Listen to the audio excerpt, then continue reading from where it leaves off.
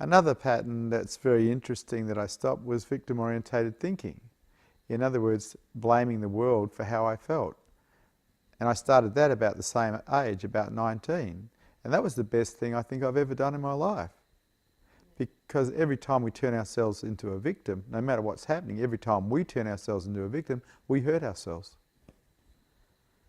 What do you reckon it's worth to not hurt yourself for 44 years?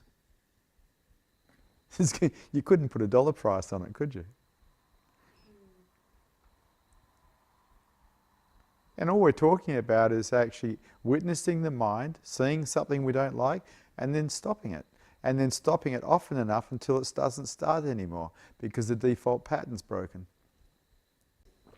Look, I've never said at any time what I'm teaching is easy. I had a very traumatic youth. I had a very violent youth. It was hard to change my patterning. But I didn't give myself a choice because I didn't want to be a victim.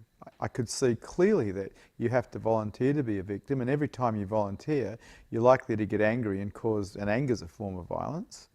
And what's more, I had to volunteer to be a victim, because bad things can happen and I can be a victim of them or not.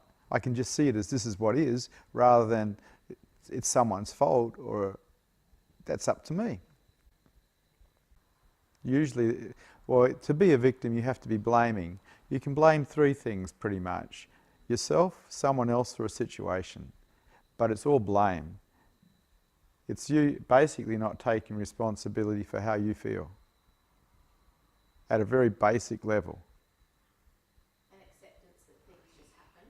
Well, that's how it is. Things do just happen. And bad things happen, but they just happen. And good things happen too. We don't turn ourselves into a victim of good things. In other words, life happens. And we can see it that way. We can see, well, this is what happened.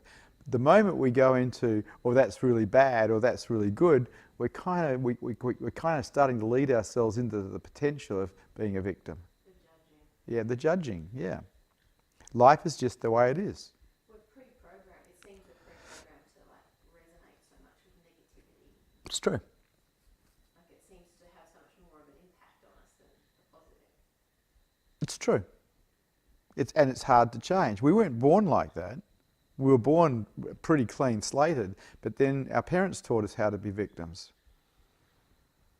Because we learn by example. We watch and we learn. And as an adult, you actually now have a choice. You can keep supporting being a victim, or you can stop. It's up to you. No one can do it for you. Only you can change that.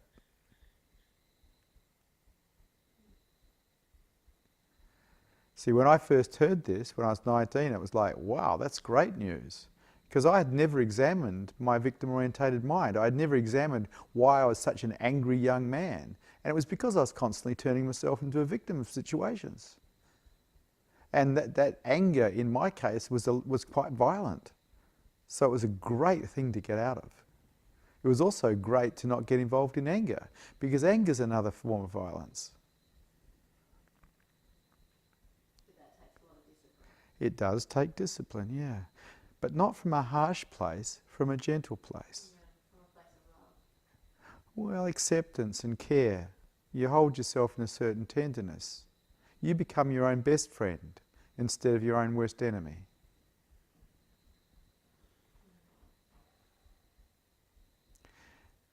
And the thing about that sort of thing is you can't really give yourself a choice.